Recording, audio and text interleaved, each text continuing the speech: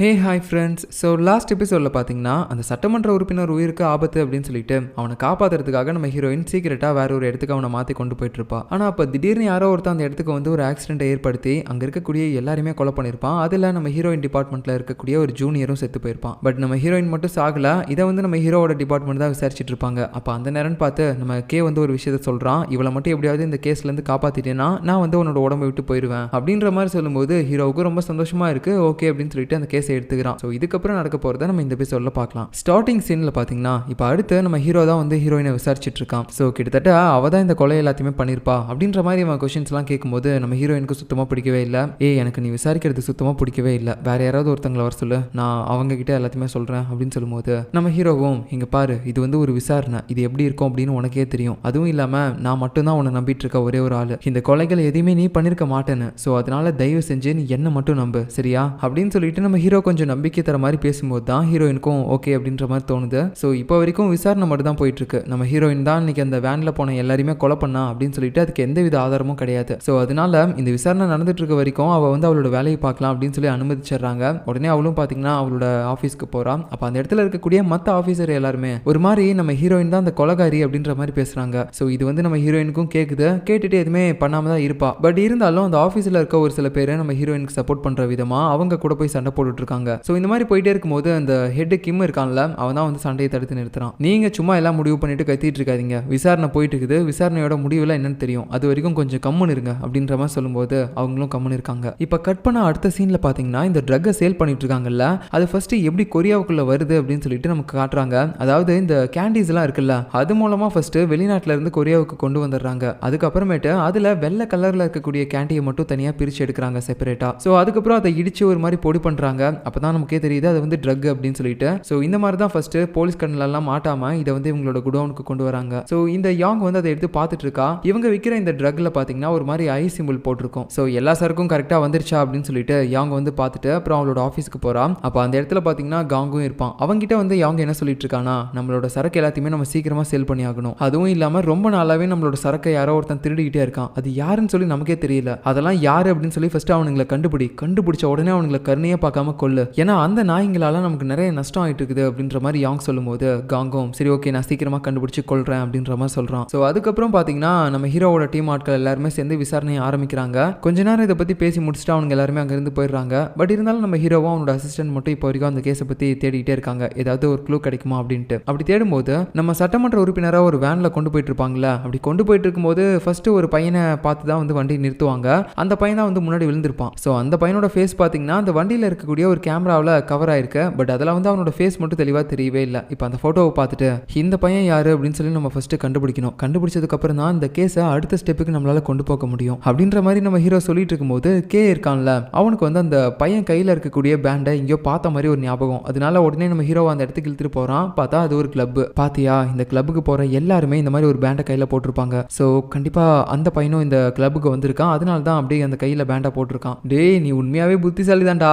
இப்போ இந்த கிளப்போட ஓனர் கிட்ட போயிட்டு யார் யாரெல்லாம் கிளப்புக்குள்ள வந்துட்டு போனாங்க அப்படின்னு சொல்லி அவங்களோட நேம் லிஸ்ட்லாம் எடுத்து பார்த்தோம்னு வச்சுக்கோயேன், கரெக்டாக இந்த பையனை நம்ம கண்டுபிடிச்சிடலாம். இந்த பையனுக்கு என்ன ஒரு 20-22 வயசு தான் இருக்கும் அப்படின்ற மாதிரி சொல்லிட்டு இருக்கும்போது நம்ம ஹீரோவும் உள்ள போயிட்டு அந்த கிளப்போட ஓனரை பார்க்குறான். பார்த்தா அவன் வேற யாரும் கிடையாது, இதுக்கு முன்னாடி நம்ம கே வந்துட்டு சண்டை போட்டிருப்பான்ல ஒரு கிளப் ஓனர் கிட்ட, அவனே தான். வாப்பா தம்பி, ஏன்னா அன்னைக்கு தான் பெரிய இவனாட்ட எங்க எல்லாருமே அடிச்சுட்டு போனா, இப்போ மறுபடியும் வந்திருக்க, என்ன விஷயம் அப்படின்னு சொல்லும்போது அட அது ஒன்றும் இல்லை, எனக்கு இந்த கிளப்ல வந்துட்டு போன சில டீனேஜ் பசங்களோட நேம்லாம் வேணும் அப்படின்னு சொல்லும்போது அவனும் பார்த்தீங்கன்னா சரி ஓகே கொடுக்குறேன், ஆனால் அன்னைக்கு நீ எனக்கு கொடுத்த பாத்தியா, அதை நான் திருப்பி கொடுக்கணும் அப்படின்னு சொல்லும்போது என்னத்த சொல்றீங்க, அடிக்கணுமா? ஆமாடா வெண்ண, அன்னைக்கு நீ என்ன அடி அடிச்ச, அதுல ஒரு அடியாவது நான் திருப்பி அடிக்கணும் அப்படின்னு சொல்லும்போது சரி ஓகே அடிச்சுக்கோ அப்படின்னு சொல்லி நம்ம ஹீரோவும் விட்டுறான். இந்த நேரத்தில் கே பாத்தீங்கன்னா அப்படியே பாட்டில் எடுத்து அடிக்கிற மாதிரி நின்றுட்டு இருக்கும்போது நம்ம ஹீரோவும் அவன் அடிப்பான்ற மாதிரி பார்த்துட்டே இருப்பான். ஆனா அவன் அடிக்கல, அதுக்குள்ள இந்த ஓனரே அடிச்சிட்டான். அதுக்கப்புறமே நம்ம ஹீரோவும் சுருண்டு விழுந்ததுக்கு அப்புறம் அந்த நேம் லிஸ்ட் எல்லாத்தையுமே அந்த ஓனர் கொடுத்துறான். ஸோ அதை வாங்கிட்டு அவன் வெளியே வரும்போது நம்ம கேவை போட்டு செம்மையா திட்டிட்டு இருக்கான். டே பண்ணாடா, அவனை அடிக்க வேண்டியதான்டா, ஏன்டா அடிக்காம சும்மாவே இருந்தா?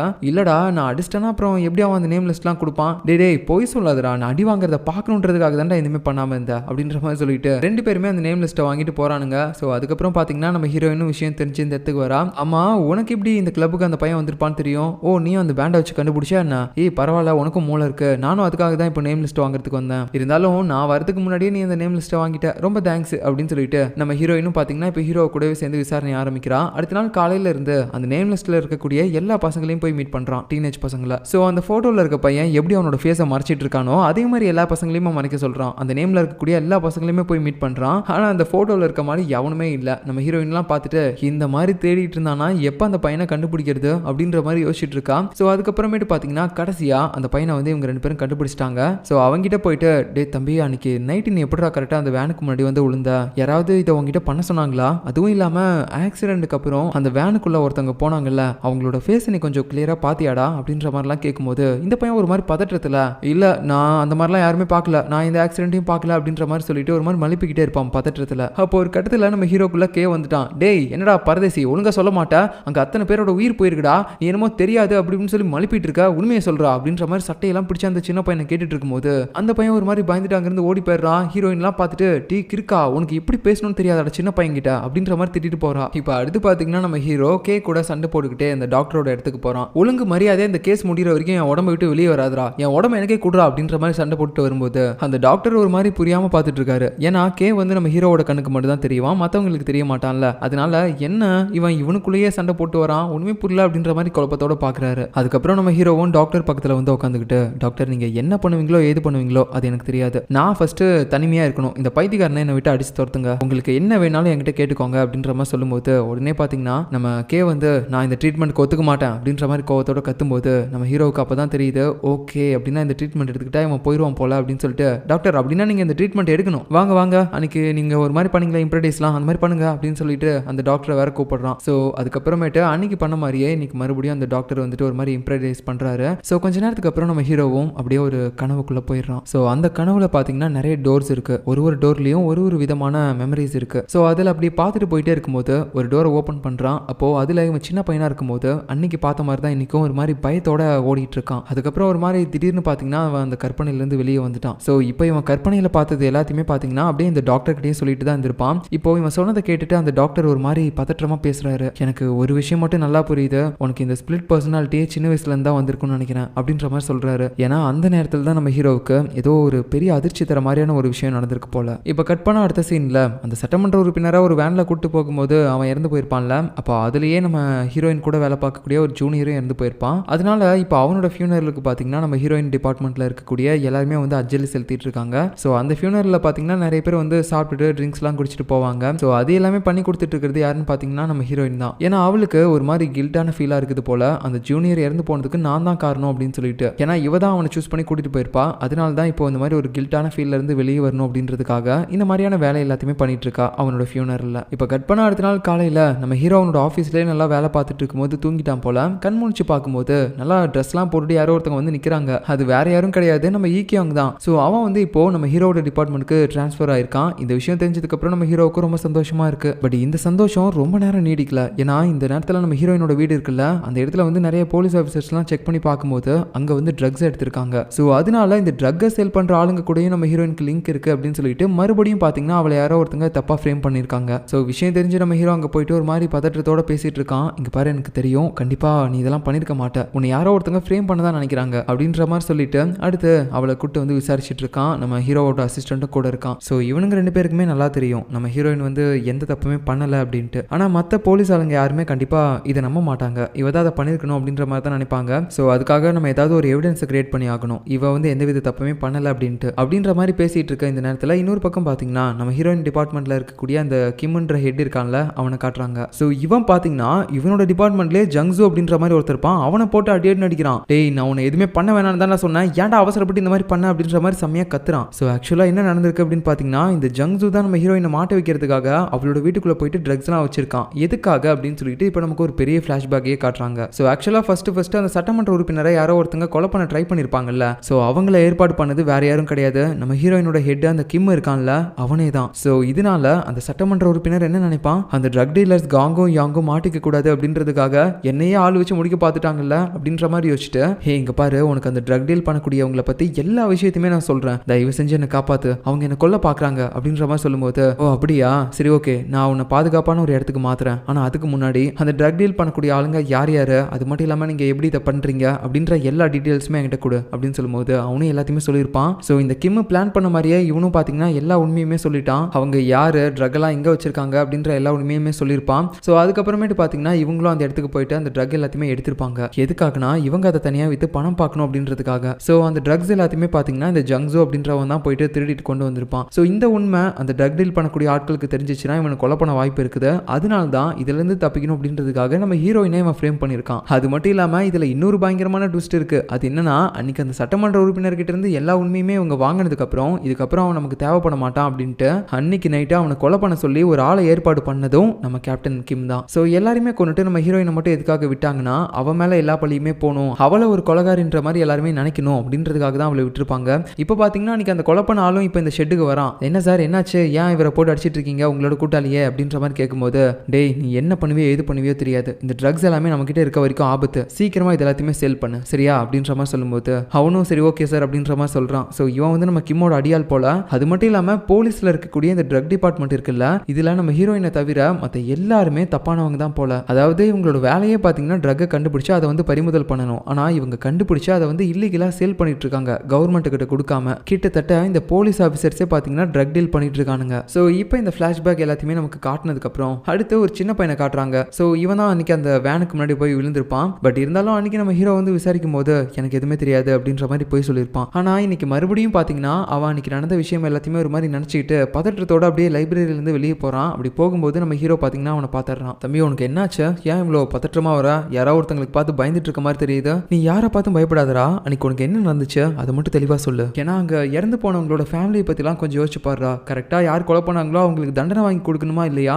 இப்போ வேற யாரோ ஒருத்தங்களை பிடிச்சி வேற உள்ள போட்டிருக்காங்க, ப்ளீஸ்ரா கொஞ்சம் யாரை பார்த்து பயப்படாத, நான் இருக்கேன், தைரியமா உண்மையை சொல்லு அப்படின்ற மாதிரி கேட்கும்போது அந்த பையனும் பயந்துகிட்டே அன்னைக்கு நடந்ததை நினைச்சு பார்த்துட்டு சொல்றான். ஆக்சுவலா அந்த கிம் ஏற்பாடு பண்ண அடியால் பாத்தீங்கன்னா அன்னைக்கு உள்ள போயிட்டு நம்ம ஹீரோயினை தவிர மற்ற எல்லாருமே கொண்டிருப்பான்ல, கொண்டுட்டு வெளியே வந்ததுக்கு அப்புறம் இந்த பையனை பார்த்துட்டு வெளியே போயிட்டு யார்கிட்டயாவது இந்த விஷயத்தை பத்தி மூச்சு விட்டு அவங்களுக்கு ஏற்பட்ட நிலைமை தான் உனக்கும் அப்படின்னு சொல்லிட்டு ஒரு மாதிரி மிரட்டிக்கிட்டு அந்த இடத்துக்கு ஒரு ஆம்புலன்ஸ் வந்திருக்கும். ஆனா அது உண்மையான ஆம்புலன்ஸ் கிடையாது. அவனை கூட்டிட்டு போறதுக்காக தான் அவனோட ஆட்கள் அந்த வண்டி எடுத்துட்டு வந்திருக்காங்க போல ஆம்புலன்ஸை. அதுல ஏறி அவன் அங்கிருந்து போயிருப்பான். ஸோ இது எல்லாத்தையுமே இப்போ நம்ம ஹீரோ கிட்ட சொன்னதுக்கு அப்புறம் உண்மை என்ன அப்படின்னு சொல்லி நம்ம ஹீரோவுக்கும் புரியுது. இப்போ கட் பண்ண அடுத்த நாள் காலையில அந்த கிம் சொல்லியிருப்பான்ல அவனோட அடியாள் கிட்ட சீக்கிரமா இந்த ட்ரக் எல்லாருமே வித்து முடியும் அப்படின்னு சொல்லிட்டு. அதனால அவனும் பாத்தீங்கன்னா அந்த ட்ரக்கை ஒருத்தங்கிட்ட விற்கிறதுக்காக போயிருப்பான். ஏன்னா எவனோ ஒருத்தன் கேட்டிருப்பான் போல. ஸோ அவனை பார்க்கறதுக்காக இவன் ஒரு குளத்துக்கிட்ட போறான். ஏன்னா அவன் அங்கதான் வர சொல்லியிருப்பான் போல. அங்க உட்காந்துட்டு அவன் மீன் பிடிச்சிட்டு இருக்கும்போது நீங்க கேட்ட சரக்கை நான் கொண்டு வந்துட்டேன் அப்படின்ற மாதிரி சொல்லுவானா. உடனே அதை வாங்க போறவன் யாரு அப்படின்னு சொல்லிட்டு அவனோட ஃபேஸை காட்டுறாங்க. அது வேற யாரும் கிடையாது, காங்கு தான், அந்த ட்ரக்கை சேல் பண்ணக்கூடிய ஹெட். ஏண்டா பரதேசிங்களா, எங்களோட ட்ரக்கை எங்ககிட்ட இருந்து திருடிட்டு அதை எங்ககிட்டே வேற விற்கிறீங்களா நீங்க, உண்மையை சொல்லு, நீ யாரு, உன்னோட பேக்ரவுண்ட் என்ன, இன்னும் யார் யாரெல்லாம் எங்களோட சரக்கு இந்த மாதிரி திருடிட்டு இருக்கிறது அப்படின்னு சொல்லிட்டு அவனை ஒரு மாதிரி தண்ணி கூட போட்டு அழுத்தி அழுத்தி சாகடிக்கிற மாதிரி பண்ணும்போது கரெக்டா பாத்தீங்கன்னா அந்த இடத்துக்கு நம்ம கிம்மே வந்துட்டான். அப்படியே கன் பாயிண்ட்ல அவனை பிடிச்சிட்டான். அவனோட கோவத்தெல்லாம் ஒரு பக்கம் மூட்டை கட்டி வைய, ஃபர்ஸ்ட் நம்ம ரெண்டு பேரும் ஒரு டீல் பேசலாமா அப்படின்னு சொல்லிட்டு நம்ம காங் பாத்தீங்கன்னா அடுத்து யாங் கிட்ட நம்ம கிம்மை கூட்டிட்டு போறான். இப்போ இவங்க கூட சேர்ந்துட்டு நம்ம கிம் வந்து ஒரு டீல் போடுறான். நம்ம எல்லாருமே ஏன் ஒன்னா சேர்ந்து இந்த ட்ரக்ஸ் எல்லாத்தையுமே சேல் பண்ணக்கூடாது, ஏன்னா அது மூலமா எங்களுக்கும் கொஞ்சம் நிறைய லாபம் கிடைக்கும்ல அப்படின்ற மாதிரி சொல்லும்போது அந்த யாங் என்ன சொல்றானா, ஏண்டா உன்னை பார்த்தா எனக்கு நல்லவன் மாதிரியே தோணல, நாங்க இந்த மாதிரி ஒரு தொழில் பண்ணாலும் நேர்மையா இருப்போம், ஆனா நீ என்னமோ எங்ககிட்ட இருக்க ட்ரக்கை திருடி எங்ககிட்டே வேற சேல் பண்ணிட்டு இருக்க, உன்ன மாதிரி ஒரு ஆளை நாங்க எப்படி நம்புறது, இங்க பாருங்க நீங்க நம்பி தான் ஆகணும், உங்களுக்கு சட்ட ரீதியா என்ன ப்ராப்ளம் வந்தாலும் சரி அதை நான் ஃபேஸ் பண்ணுவேன், நம்ம எல்லாருமே ஒரு டீம்லாம் இருக்கலாம் அப்படின்ற மாதிரி சொல்லிட்டே இருக்கும்போது அந்த காங்கும் யாங்கும் இதை பத்தி யோசிச்சுட்டு இருக்காங்க. இப்ப கட் பண்ணா இன்னொரு பக்கம் பாத்தீங்கன்னா நம்ம ஹீரோட டீம் அன்னைக்கு அந்த கிம்மோட அடியால் ஒரு ஆம்புலன்ஸ்ல ஏறி போனா அப்படின்னு சொல்லி கண்டுபிடிச்சிருப்பாங்கல்ல. இப்போ அந்த ஆம்புலன்ஸ் எந்த இடத்துல இருக்கு அப்படின்னு சொல்லி பாக்குறாங்க. சோ அது வந்து பாத்தீங்கன்னா ஒரு பழைய இரும்பு கடையில வந்து நிறுத்திட்டு போயிருக்கானுங்க. சோ நிறுத்திட்டு போனது யாரு அப்படின்னு சொல்லிட்டு அங்க பக்கத்துல இருந்து ஒரு சிசிடிவி கேமரா மூலமா இவங்க பாத்துறாங்க. சோ இப்போ பாத்தீங்கன்னா நம்ம கிம் ஏற்பாடு பண்ண அந்த அடியாளோட ஃபேஸை இவங்க கண்டுபிடிச்சிட்டாங்க. பட் இப்போ வரைக்கும் இவங்களுக்கு தெரியாது அவன் வந்து நம்ம கிம்மோட அடியாள் அப்படின்னு சொல்லிட்டு. சோ இப்போ கட் பண்ண அடுத்த சீன்ல நம்ம ஹீரோ பாத்தீங்கன்னா அந்த அடியாள் இருக்கக்கூடிய இடத்த கண்டுபிடிச்சிட்டான். அதனால கார் எடுத்துட்டு அந்த இடத்துக்கு போலாம் அப்படின்னு சொல்லி பார்க்கும்போது அவனோட காருக்கு ரெண்டு பக்கமும் நல்லா நெருக்கமா வண்டி நிறுத்தி வச்சிருக்காங்க. அதனால அவனால டோரை கூட ஓபன் பண்ண முடியல. சோ இப்படி அவன் கஷ்டப்பட்டு இருக்கும்போது கரெக்டா நம்ம கேவோட பைக் வேற அந்த இடத்துல நிக்குது. சோ இதை எடுத்துட்டு போயிடலாம் அப்படின்னு சொல்லிட்டு நம்ம கேவோட ஹெல்மெட்டை வந்து அப்படியே கழட்டிட்டு இவன் பாத்தீங்கன்னா ஓடிட்டு போறான். சோ இவங்க கரெக்டா பாத்தீங்கன்னா அந்த அடியால் இருக்கக்கூடிய இடத்த கண்டுபிடிச்சு அந்த இடத்துக்கு போயிட்டானுங்க. பட் நைட்டே ஆயிடுச்சு. சோ இந்த இடத்துல பாத்தீங்கன்னா அந்த அடியாளுக்கு கீழே நிறைய பேர் வேலை பாக்குறானுங்க போல. அவனுங்க எல்லாருமே நம்ம ஹீரோவை கண்டுபிடிச்சு அவனை துவம்சம் பண்றதுக்காக ரெடியா இருக்கானுங்க. டேய் நீ அந்த போலீஸ்காரன் தானே, நீ என்ன இங்க பண்ணிட்டு இருக்க, நீ எல்லாம் இங்க வரக்கூடாது அப்படின்ற மாதிரி சொல்லிட்டு அவனை போட்டு அடிக்கும் போது இந்த இடத்துல நம்ம கேவோட பர்சனாலிட்டியும் வெளியே வந்துருது. சோ ரெண்டு பேருமே பாத்தீங்கன்னா அவங்களோட பர்சனாலிட்டி யூஸ் பண்ணி பயங்கரமா சண்டை போட்டுட்டு இருப்பானுங்க இந்த இடத்துல. பட் இருந்தாலும் கடைசியா அந்த அடியால் பாத்தீங்கன்னா ஒரு மயக்க ஊசியா நம்ம ஹீரோவுக்கு போட்டு விட்டுருவான். இதனால நம்ம ஹீரோவும் மயக்கம் போட்டு விழுந்துட்டான். கொஞ்ச நேரத்துக்கு அப்புறம் அவனோட கையையும் காலையும் செம்மையா கட்டி போட்டிருக்கானுங்க. அதுக்கப்புறமேட்டு அந்த அடியால் ட்ரக் டிபார்ட்மெண்ட்ல இருக்க 3 பேரை கூப்பிடுறான். சோ இவனுங்க 3 பேரும் தான் அந்த ட்ரக் டிபார்ட்மெண்ட்ல இல்லீகலான வேலை எல்லாத்தையுமே பார்த்துட்டு இருக்காங்க. ஒன்னு வந்து நம்ம ஹீரோயினோட கேப்டன் அந்த கிம், இன்னொருத்தன் பேரு ஜங்ஸோ, நம்ம இவனை ஆல்ரெடி பார்த்திருப்போம். இவன் ட்ரக்கை திருடிட்டு அந்த ட்ரக் டீல் பண்ணக்கூடிய ஆளுங்க கிட்டே அவன் மாட்டிக்க கூடாது அப்படின்றதுக்காக நம்ம ஹீரோயினை தப்பா ஃப்ரேம் பண்ணியிருப்பான். ஸோ அதுக்கப்புறம் மூணாவதா இன்னொருத்தனும் இருக்கான், அவனோட பேரை நம்ம சா அப்படின்னு சொல்லி வச்சுக்கலாம். ஸோ இப்போ பார்த்தீங்கன்னா ஜங்ஸு உள்ள வந்த உடனே கன் பாயிண்ட்ல அந்த அடியால மிரட்டிக்கிட்டு எல்லா வேலையும் கரெக்டாக பண்ணி முடிச்சிட்டா, இதுக்கப்புறம் உன்னோட தேவை எங்களுக்கு கிடையாது, ஏன்னா அவங்க உன்னை கண்டுபிடிச்சிட்டாங்கல்ல, உன்னை விசாரிச்சாங்கன்னா அப்புறம் நாங்களும் மாட்டிப்போம் அப்படின்னு சொல்லிட்டு அவனை ஷூட் பண்ணலான்னு போகும்போது கரெக்டாக பார்த்தீங்கன்னா நம்ம கிம் இந்த ஜங்ஸுவை ஷூட் பண்ணிடுறான். அப்போ அந்த இடத்துல இருந்த சாவுக்கு ஒன்றுமே புரியல, என்ன நம்மளோட ஹெட் நம்மளாலேயே ஷூட் பண்ணிட்டாரு அப்படின்னு சொல்லிட்டு ஒரு மாதிரி குழப்பத்தோட பார்த்துட்டு இருக்கும்போது நமக்கு ஒரு ஃபிளாஷ்பேக்கை காட்டுறாங்க. அது என்னன்னு பார்த்தீங்கன்னா இந்த கிம் போயிட்டு அந்த யாங்க கிட்ட டீல் பேசிட்டு இருப்பான்ல, ட்ரக் டீல் பண்ற விஷயமா. அப்போ அவ என்ன சொல்லியிருப்பானா, சரி ஓகே நான் வந்து உன் கூட சேர்ந்து வேலை பார்க்கறதுக்கு ஒத்துக்கிறேன், பட் இருந்தாலும் எங்களோட இடத்துக்கு அடிக்கடி வந்து உன்னோட ஆள் ஒருத்தன் ட்ரக் எல்லாத்தையுமே திருடிட்டு இருந்தான்ல, அவனை போட்டுத்தல்ல அப்படின்ற மாதிரி சொல்லியிருப்பா. ஸோ அதனால தான் இப்போ இவங்க டீம்ல இருக்கக்கூடிய நம்ம ஜங்ஸுவை வந்து நம்ம கிம் வந்து போட்டு தள்ளுறாரு. அது மட்டும் இல்லாமல் இப்போ உயிருக்காக அவன் போராடிட்டு தான் இருப்பான். அப்போ அந்த நேரத்தில் அவனோட கன்னை அந்த அடியாள் கிட்ட தள்ளி விட்டு, டேய் இப்போ நீ அவனை போட்டு தள்ளு, நீ அவனை போட்டு தள்ளினா நான் அவனை விடுவேன், இல்லைன்னா நான் அவனை கொண்டுருவேன் அப்படின்னு சொல்லும்போது அவனும் பார்த்தீங்கன்னா பயத்தில் அந்த ஜங்ஸுவை ஷூட் பண்ணிடுவான். ஸோ கடைசி அந்த ஜங்ஸு வந்து அங்கேயே இறந்து போயிட்டான். அதுக்கப்புறமேட்டு இந்த கிம் வந்து ஒரு கெட்டவன் அப்படின்னு சொல்லி இப்போ நம்ம ஹீரோவுக்கு தெரிஞ்சிச்சு இல்ல, அதனால அந்த கிம் நம்ம ஹீரோவையும் போட்டு தள்ளுறதுக்காக அப்படியே வரான். அப்போ அந்த நேரத்தில் நம்ம ஹீரோ சொல்றான், ஏய் ஒரே நிமிஷம் நான் பேசுறேன், என்ன பேச விடு அப்படின்னு சொல்லும்போது அவனும் வாயில இருக்க அந்த டேப்பை ரிமூவ் பண்றான். டே நான் உன்னை பத்தி எதுவுமே சொல்ல மாட்டேன்டா, தயவு செஞ்சு என்ன உயிரோட விடுறா, நான் அப்படியே ஊர் பக்கமா ஓடி போயிரேன்டா அப்படின்ற மாதிரி அவன் கெஞ்சிட்டே இருக்கும்போது அவனும் பார்த்தீங்கன்னா சரி ஓகே பொழைச்சு போ அப்படின்னு சொல்லி விட்டுறான். அதுக்கப்புறமேட்டு அவனோட டேப் எல்லாத்தையுமே அவுத்து விட்டுட்டு அவனை வந்து இப்போ உட்கார வைக்கிறாங்க. ஸோ இப்போ இந்த டீம்ல பார்த்தீங்கன்னா அந்த கிம் அப்புறம் சா இவங்க 2 பேர் தான் இருக்காங்க. அந்த சா கிட்ட சொல்றான், நீ ஒன்றும் கவலைப்படாதப்பா, நான் உன்னை எதுவுமே பண்ண மாட்டேன், அவனை மட்டும் தான் அந்த ட்ரக் டீல் பண்ணக்கூடிய ஆளுங்க போட சொன்னாங்க, அதனால தான் நான் அவனை போட்டேன், ஸோ நீ ஒன்றும் பயப்படாத ஓகே அப்படின்ற மாதிரி அவங்க கிட்ட சொல்லிட்டு இப்போ வந்து நம்ம ஹீரோ கிட்ட பேச ஆரம்பிக்கிறான். சரி ஓகே நான் உன்னை உயிரோட விடுறேன், பட் அதனால எனக்கு என்ன லாபம், அதுவும் இல்லாம நீ என்னை பத்தி வெளியே போய் எல்லாத்தையுமே சொல்லிடுவேன், இந்த மாதிரிலாம் நடக்கக்கூடாதுன்னா நான் சொல்ற மாதிரியே பண்ணு அப்படின்ற மாதிரி சொல்லும்போது அவனும் பார்த்தீங்கன்னா ஓகே அப்படின்றான். ஸோ ஃபர்ஸ்ட் பார்த்தீங்கன்னா ஒரு ஊசியில் நம்ம ஹீரோவோட கைரேகையை வந்து எடுத்துக்கிட்டாங்க. எதுக்காகனா இப்போ கொஞ்ச நேரத்துக்கு முன்னாடி அந்த அடியால் நம்ம ஹீரோவோட கழுத்திலே பார்த்தீங்கன்னா கொஞ்சம் ட்ரக் இறக்கிருப்பான்ல, ஸோ அதனால தான் அவன் மயக்கம் போட்டிருப்பான். ஸோ அந்த ட்ரக்கை அவனே எடுத்துக்கிட்ட மாதிரி ஃப்ரேம் பண்ணுறதுக்காக தான் இப்போ இவன் கைரேகை இருக்க மாதிரி ஒரு ஊசியை எடுத்திருக்காங்க. அது மட்டும் இல்லாமல் நம்ம ஹீரோவோட பிரதர் இருக்கான்ல, அவனோட அக்கௌண்ட்டுக்கு இந்த கிம் வந்து கொஞ்சம் பணம் அனுப்பியிருக்கான். அதுக்கப்புறமேட்டு இப்போ இந்த இடத்துல இவனோட அடியால் இருப்பான்ல, அவனையும் பார்த்தீங்கன்னா ஷோல்டரில் ஷூட் பண்ணிடுறான். ஸோ இப்போ இந்த இடத்துல என்ன தெரியுமா நடந்துச்சு, ட்ரக்கை சேல் பண்ணக்கூடிய ஒரு ஆளை நாங்கள் பிடிச்சிருக்கோம். அப்போ அந்த நேரத்தில் அவன் என்னோட கன்னை எடுத்து எங்கள் டீமில் இருக்கக்கூடிய ஜங்ஸுவை போட்டு தள்ளிட்டான். அதுக்கப்புறம் அவன் எதிர்பார்க்காத நேரமாக பார்த்து என்னோட கன்னை எடுத்து நான் அவனோட ஷோல்டரில் ஷூட் பண்ணி அவனை பிடிச்சிட்டேன். ஓகேவா, இதுக்கு நடுவில் நீ இன்வால்வே ஆக கிடையாது, அதையும் மீறி இங்கே நடந்த விஷயத்தெல்லாம் நீ வெளியே போய் சொல்லுவ அப்படின்ற மாதிரி சொன்னீங்கன்னா உன் கைரேகை பதிஞ்ச ஒரு ஊசி எங்ககிட்ட இருக்கு, நீ வந்து ட்ரக் எடுத்துக்கிட்ட அப்படின்ற மாதிரி நாங்கள் சொல்லுவோம். ஒரு போலீஸ் ஆஃபீஸர் ட்ரக் எடுத்துக்கிட்ட விஷயம் வெளியே தெரியுச்சுன்னா என்ன ஆகும் தெரியும்ல, அதுவும் இல்லாமல் நான் உன் பிரதருக்கு வேற கொஞ்சம் பணம் அனுப்பியிருக்கேன், நான் மாட்டினேன்னு வச்சுக்கோயேன், நீயும் என்னோட ஆள் தான், அதுக்காக தான் உனக்கு பணம் போட்டு விட்டேன் அப்படின்னு சொல்லி உன்னையும் உள்ள எழுதிட்டு வந்துடுவேன். எப்படி என்னோட பிளான் ரொம்ப நீட்டாக இருக்கா அப்படின்ற மாதிரி சொல்லிட்டு இருக்கான். ஸோ நம்ம ஹீரோவுக்கு இவன் ஒரு பரதேசி நாய் அப்படின்னு சொல்லி தெரிஞ்சும் எதுவுமே பண்ண முடியல. அடுத்த நாள் காலையில் பார்த்தீங்கன்னா அவனோட டிபார்ட்மெண்ட்டுக்கு போயிட்டு நேற்று என்ன நடந்துச்சு அப்படின்னு சொல்லிட்டு அப்படியே அந்த கிம் சொல்லி கொடுத்த மாதிரியே வந்து அவனோட டீம் ஆட்கள்கிட்டையும் சொல்கிறான். அவனுங்களும் இந்த கேஸை வந்து எழுதிக்கிட்டு அப்படியே அங்கேருந்து போயிடுறானுங்க. ஸோ இந்த கேஸில் எதுவுமே பண்ண முடியாமல் நம்ம ஹீரோ இருக்கும்போது இந்த கேவுக்கு வேற அது தெரிய மாட்டேங்குது. அப்படியே 2 பேரும் மாடிக்கு போயிட்டு சண்டை போட்டுட்டு இருக்கானுங்க. எப்படா இவ்வளோ கேவலமாக உண்மையை மறைக்க முடிஞ்சோனால இப்படி எல்லாத்தையுமே ஒரு மாதிரி போய் சொல்லிட்டு சுற்றிட்டு இருக்க, உனக்கு வெக்கமா இல்லை கேவலமா இல்லை அப்படின்னு சொல்லிட்டு பயங்கரமாக திட்டும்போது, டேய் நான் மட்டும் என்ன பண்ண முடியும், அவங்ககிட்ட வசமாக மாட்டிக்கிட்டேன், நான் எப்படி தப்பிக்கிறது, ஏன் இவ்வளோ வாய் பேசுறியே, நேற்று நீ வந்திருக்கலாம்ல, வந்து அவங்க கூட சண்டை போட்டுருக்கலாம்ல, ஓ அப்படின்னா ஒரு போலீஸா நீ எதுவுமே பண்ண மாட்டேன், உனக்காக நான் தான் எல்லாமே பண்ணணும் அப்படின்ற மாதிரி சொல்லிட்டு 2 பேரும் அப்படியே ரத்தம் வர அளவுக்கு செம்மையா அடிச்சுட்டு சண்டை போடுறானுங்க. அதுக்கப்புறமேட்டு நம்ம ஹீரோ தனியாக இருக்கும்போது அவனுக்கு இன்னொரு டவுட் வருது. அது என்னன்னா இந்த கிம் வந்து ஒரு கெட்டவன் தெரிஞ்சு போச்சு அப்படின்னா ஸ்டார்டிங்ல அவனோட டிபார்ட்மெண்ட்ல இருந்த மின்சு அப்படின்ற ஒருத்தன் இறந்து போயிருப்பான்ல, அதுக்கு காரணமும் இவனா தான் இருப்பானா அப்படின்னு சொல்லிட்டு நம்ம ஹீரோ பார்த்தீங்கன்னா இன்வெஸ்டிகேஷன் பண்றதுக்காக அந்த பில்டிங் குள்ள போறான். அப்படி போகும்போது அன்னைக்கு அங்க நடந்ததை இவனே சும்மா கற்பனையில நினைச்சு பார்க்கறான் என்ன நடந்திருக்கும் அப்படின்ட்டு. அதாவது ஃபர்ஸ்ட் பாத்தீங்கன்னா மின்சுவை அந்த கிம் வந்து அந்த இடத்துக்கு வர சொல்லியிருக்கான் அந்த கட்டிடத்துக்கு. அப்படி வந்ததுக்கு அப்புறம் அந்த மின்சுவோட ஃப்ரெண்டை மேல இருந்து தள்ளி விட்டு கொண்டிருக்கான். இதை பண்ணது கிம் தான். ஸோ இதை தெரிஞ்சுக்கிட்ட உடனே மின்சு வந்து ரொம்ப கோவப்பட்டிருப்பான். அதனால அந்த கிம்மை பழி வாங்கணும் அப்படின்னு சொல்லிட்டு அவனை அடிக்கிறதுக்காக மேலே போவான். ஸோ அந்த நேரத்தில் அந்த கிம் பார்த்தீங்கன்னா இவனையும் பிடிச்சி கீழே தள்ளி விட்டுருவான். பட் இருந்தாலும் அவன் விழுகாம அப்படியே கையை வச்சு பிடிச்சிட்டு இதெல்லாம் ஏன்டா பண்ற அப்படின்ற மாதிரி கோவத்தோட கேட்டுட்டு இருக்கும்போது என்ன மன்னிச்சிருடா எனக்கு வேற வழி தெரியல அப்படின்னு சொல்லிட்டு அவனோட கையை மிதிச்சு அவனையும் கீழே தள்ளியிருப்பான். ஸோ அதுக்கப்புறமேட்டு இந்த கிம் பார்த்தீங்கன்னா அவனோட வயிற்றுலேயே கத்தியை வச்சு குத்திக்கிட்டு ஒரு ஃபேக்கான கதையை கிரியேட் பண்ணியிருப்பான். நம்ம ஸ்டார்டிங்கில் பார்த்துருப்போம்ல அதை தான் சொல்லியிருப்பான். ஸோ அந்த யூனா இறந்து போனதுக்கு மட்டும்தான் சட்டமன்ற உறுப்பினர் காரணம், மற்ற எல்லாத்துக்குமே இந்த கிம் தான் காரணம் அப்படின்னு சொல்லிட்டு இப்போ நம்ம ஹீரோவுக்கும் கேவுக்கும் தெரிய வருது. அதனால அவனை எப்படியாவது நம்ம பழி வாங்கணும் அப்படின்னு சொல்லிட்டு இப்போ இவனுக்கு 2 பேருமே பார்த்தீங்கன்னா ஒன்னாகிறானுங்க. அதாவது அவனுங்க போட்ட சண்டை எல்லாத்தையுமே மறந்துட்டு இப்போ பார்த்தீங்கன்னா ஒரு டீமாக மாறிட்டானுங்க. ஸோ இதுக்கப்புறம் நடக்க போகிறத நம்ம அடுத்த எபிசோடில் பார்க்கலாம். பாய்.